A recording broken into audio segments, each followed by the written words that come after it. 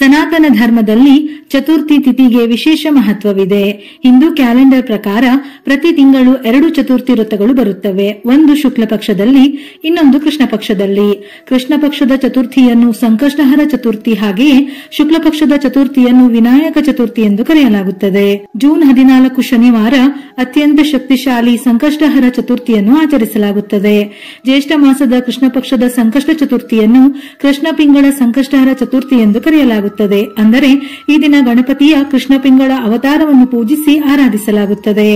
ಸಂಕಷ್ಟಹರ ಚತುರ್ಥಿ ಬಹಳ ವಿಶಿಷ್ಟವಾದ ದಿನವಾಗಿದೆ. ಅದರಲ್ಲೂ ಜ್ಯೇಷ್ಠ ಮಾಸದಲ್ಲಿ ಬರುವ ಈ ಸಂಕಷ್ಟಹರ ಚತುರ್ಥಿಗೆ ಹೆಚ್ಚಿನ ಪ್ರಾಮುಖ್ಯತೆ ಇದೆ. ಇದು ಬಹಳ ಶಕ್ತಿಶಾಲಿ ಗಣಪತಿ ವ್ರತವಾಗಿದೆ.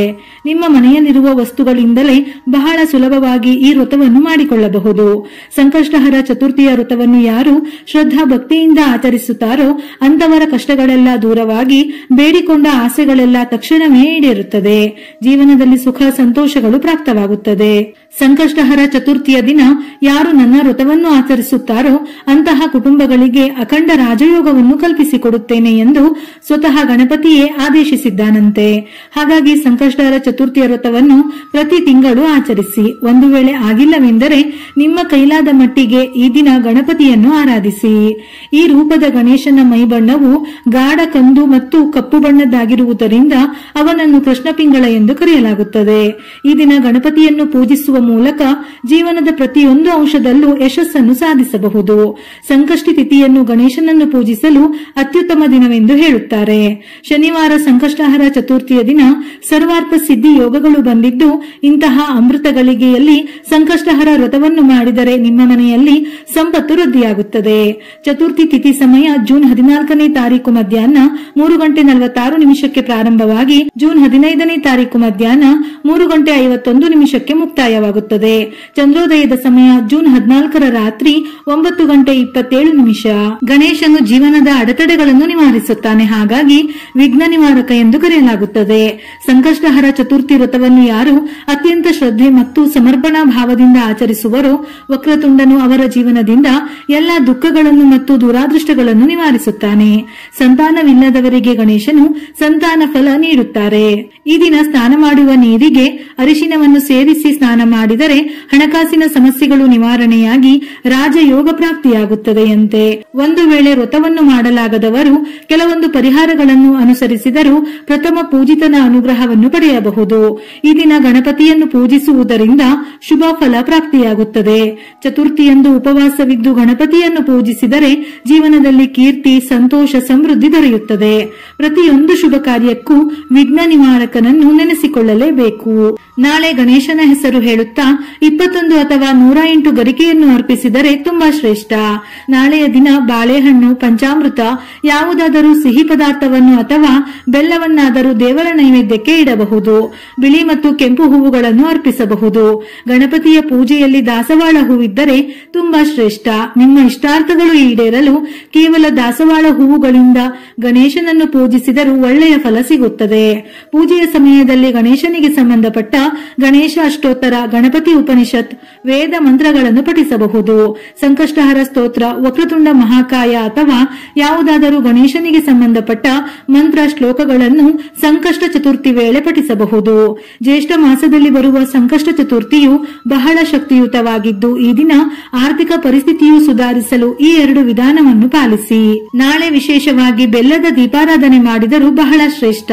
ಒಂದು ತಟ್ಟೆಗೆ ಅಕ್ಕಿಯನ್ನು ಹಾಕಿ ಅಕ್ಕಿಯ ಮೇಲೆ 2 ಕಡೆ 2 ಎಕ್ಕದ ಎಲೆಗಳನ್ನು ಇಟ್ಟು ಎಕ್ಕದ ಎಲೆಯ ಮೇಲೆ ಅರಿಶಿನದಿಂದ ಸ್ವಸ್ತಿಕ್ ಚಿಹ್ನೆಯನ್ನು ಬರೆದು ಎಕ್ಕದ ಎಲೆಗಳ ಮೇಲೆ 2 ಬೆಲ್ಲದ ಅಚ್ಚನ್ನು ಇಟ್ಟು ಅದಕ್ಕೂ ಅರಿಶಿನ ಕುಂಕುಮವನ್ನು ಹಚ್ಚಿ ತುಪ್ಪವನ್ನು ಹಾಕಿ 2 ಹೂಬತ್ತಿಯನ್ನು 1 ಬತ್ತಿಯನ್ನಾಗಿ ತಯಾರಿಸಿ ದೀಪವನ್ನು ಹಚ್ಚಬೇಕು. ನಂತರ ಅಕ್ಕಿ ಮತ್ತು ಬೆಲ್ಲದಿಂದ ಬೆಲ್ಲದನ್ನ ತಯಾರಿಸಿ ನೈವೇದ್ಯವಾಗಿ ಸೇವಿಸಬೇಕು. ಈ ದೀಪಾರಾಧನೆಯಿಂದ ಇಷ್ಟಾರ್ಥ ಸಿದ್ಧಿಯಾಗುತ್ತದೆ. ಗಣೇಶನ ಸಂಪೂರ್ಣ ಅನುಗ್ರಹ ಲಭಿಸುತ್ತದೆ. ನೆನಪಿರಲಿ, ಈ ದೀಪಕ್ಕೆ ತುಪ್ಪವನ್ನೇ ಉಪಯೋಗಿಸಬೇಕು. ಯಾಕೆಂದರೆ ಬೆಲ್ಲದಿಂದ ನೈವೇದ್ಯವನ್ನು ತಯಾರಿಸಿ ಮನೆಯಲ್ಲಿರುವ ಪ್ರತಿಯೊಬ್ಬರೂ ಸೇವಿಸಬೇಕು. ಇದು ಸಾಧ್ಯವಿಲ್ಲವೆಂದರೆ ದೇವರ ಮುಂದೆ ಕೆಂಪು ವಸ್ತ್ರವನ್ನಿಟ್ಟು ಆ ವಸ್ತ್ರಕ್ಕೆ 3 ಹಿಡಿಯಷ್ಟು ಅಕ್ಕಿಯನ್ನು ಹಾಕಿ ಅಕ್ಕಿಯ ಮೇಲೆ 2 ವೀಳ್ಯದೆಲೆ, 2 ಅಡಿಕೆ, 2 ಒಣ ಖರ್ಜೂರ, 2 ನಾಣ್ಯವನ್ನು ಇಟ್ಟು ಆ ವಸ್ತ್ರವನ್ನು ಕಟ್ಟಿ ಅದನ್ನು ಸಹ ದೇವರ ಮುಂದೆ ಇಟ್ಟು ಪೂಜಿಸಬೇಕು. ಸಂಜೆಯ ಸಮಯದಲ್ಲಿ ಗಣಪತಿಯ ಮುಂದೆ ದೀಪವನ್ನು ಬೆಳಗಿ ವಸ್ತ್ರದಲ್ಲಿರುವ ಅಕ್ಕಿಯಲ್ಲಿ ಸಿಹಿ ಪೊಂಗಲನ್ನು ತಯಾರಿಸಿ ಗಣಪತಿಗೆ ನೈವೇದ್ಯವಾಗಿ ಅರ್ಪಿಸಿದ ನಂತರ ಮನೆ ಮಂದಿ ಎಲ್ಲ ಪ್ರಸಾದವಾಗಿ ಸ್ವೀಕರಿಸಬೇಕು. ವಸ್ತ್ರದಲ್ಲಿರುವ ವೀಳ್ಯದೆಲೆ, ಅಡಿಕೆ ಮತ್ತು ಒಣ ಖರ್ಜೂರವನ್ನು ಪೂಜೆ ಮಾಡಿದವರು ಅಥವಾ ಕುಟುಂಬದ ಸದಸ್ಯರು ಸ್ವೀಕರಿಸಬಹುದು.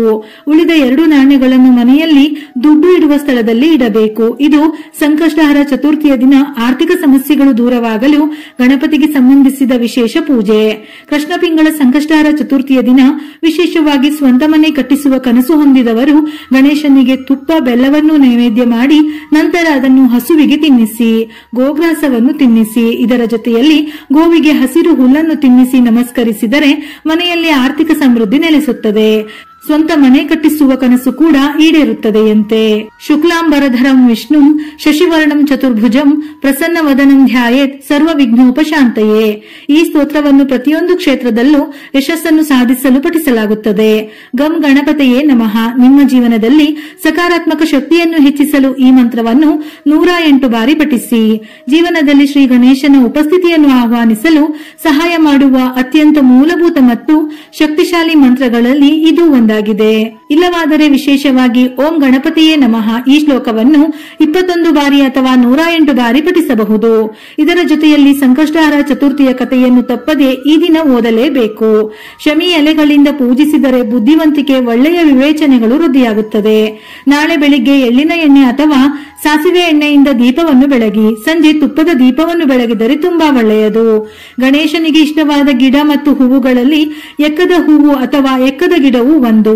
ಹಾಗಾಗಿ ಈ ದಿನ ಮನೆಯಲ್ಲಿ ಎಕ್ಕದ ಗಿಡವನ್ನು ನೆಟ್ಟರೆ ಬಹಳ ಒಳ್ಳೆಯದು.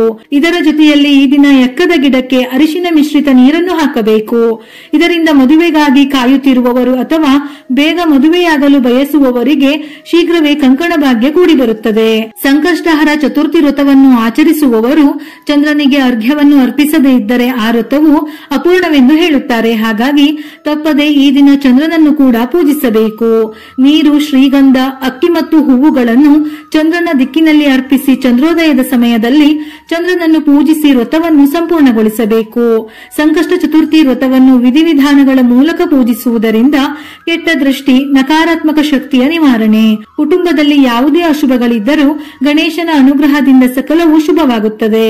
ಪ್ರತಿಯೊಂದು ವಿಘ್ನಗಳು ನಿರ್ವಿಘ್ನವಾಗುತ್ತದೆ ಎನ್ನುವ ನಂಬಿಕೆ. ವಿಡಿಯೋ ಇಷ್ಟ ಆಗಿದ್ದಲ್ಲಿ ಮರೆಯದೆ ಲೈಕ್ ಕೊಟ್ಟು ನಿಮ್ಮವರಿಗೆ ಶೇರ್ ಮಾಡಿ.